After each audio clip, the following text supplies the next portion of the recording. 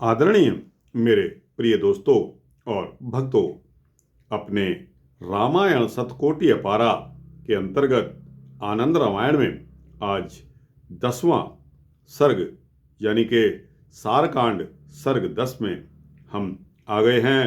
दोस्तों, प्रश्न यह है कि ऐसा किसने कहा कि तुम भाई रूप में मेरे शत्रु पैदा हुए हो।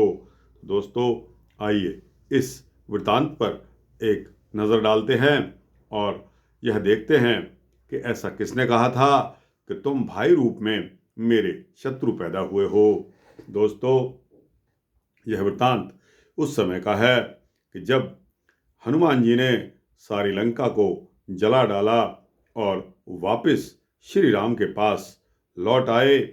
श्री राम को उन्होंने लंका का सारा हाल वृत्तांत सुनाया विस्तार से।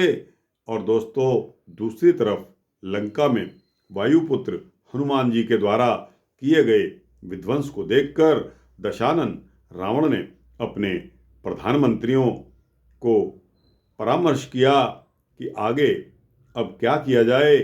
केवल एक अकेले बंदर ने ही हम लोगों के देखते देखते सारी लंका जला डाली।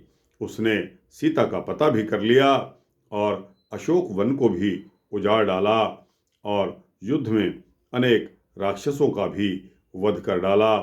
मेरे द्वारा अत्यंत प्यार से पाला पोसा हुआ मेरा छोटा पुत्र अक्षय कुमार का उसने रण में वध कर दिया। रावण इस प्रकार से जब दुखी हो रहा था, उस समय उन सभी मंत्रियों ने उसे धैर्य बंधाया और कहा कि हे राजन, उस समय तो हमने उसे एक सामान्य सा बंदर जानकर उसकी उपेक्षा कर दी। यदि आपकी आज्ञा हो तो हम सारे जगत को वानरों से विहीन कर दें। उसी समय कुंभकर्ण राक्षस राज से बोला कि हे बंधो, आपने जानकी जी का हरण किया है, यह कार्य अच्छा नहीं किया। यद्यपि आपने अनजाने में ही यह अनुचित कर्म किया है, तथापि मैं सब ठीक कर दूंगा। हे प्रभु, आप चिंता न करें। हे देव, मुझे आज्ञा प्रदान करें। मैं लक्ष्मण सहित श्री राम, सुग्रीव तथा अन्य वानरों को मारकर क्षण भर में आपके पास उपस्थित हो जाऊंगा। कुंभकर्ण की ऐसी बात को सुनकर उस समय विभीषण, जो कि महाभागवत श्री संपन्न और श्री राम की एकनिष्ठ भक्ति में तत्पर रहते थे तथा विशुद्ध सत्व बुद्धि से संपन्न और प्रमाद रहित थे, उन अत्यंत मत प्रमत्त कुंभकर्ण आदि राक्षसों की ओर अत्यंत आश्चर्यचकित होकर देखते हुए बोले। वे कामातुर रावण से भी कहने लगे कि हे राजन, श्री राम के साथ युद्ध करने में उनके आगे ना तो कुंभकर्ण और ना ही मेघनाथ ठहर सकते हैं, ना महापार्श्व, ना महोदर और ना ही कुंभ निकुंभ तथा अतिकाय ही ठहर सकते हैं। अतः हे बंधु, महान वैभव के साथ आप आदरपूर्वक अगर सीता जी को श्री राम को लौटा दें और सीता जी जब समर्पित हो जाएंगी तब सभी सुखी से रहेंगे। यदि ऐसा नहीं किया तो श्री शंकर या देवराज इंद्र की शरण में भी जाने पर आपको जीवित नहीं छोड़ेंगे।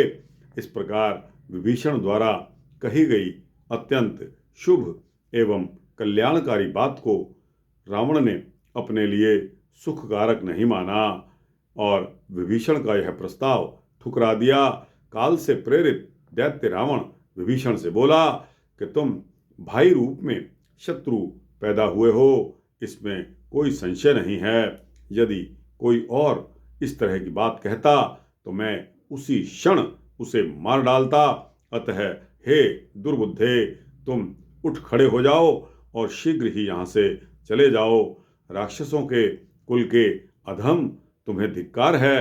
रावण के द्वारा इस प्रकार के पुरुष वचनों के द्वारा तिरस्कृत विभीषण 4 मंत्रियों को साथ लेकर श्री राम की शरण में चले गए। तो दोस्तों, जब विभीषण की बेइज्जती हुई, विभीषण को अपमानित करके रावण ने इस प्रकार कहा कि तू भाई रूप में मेरा शत्रु पैदा हो गया है, यहाँ से चला जा।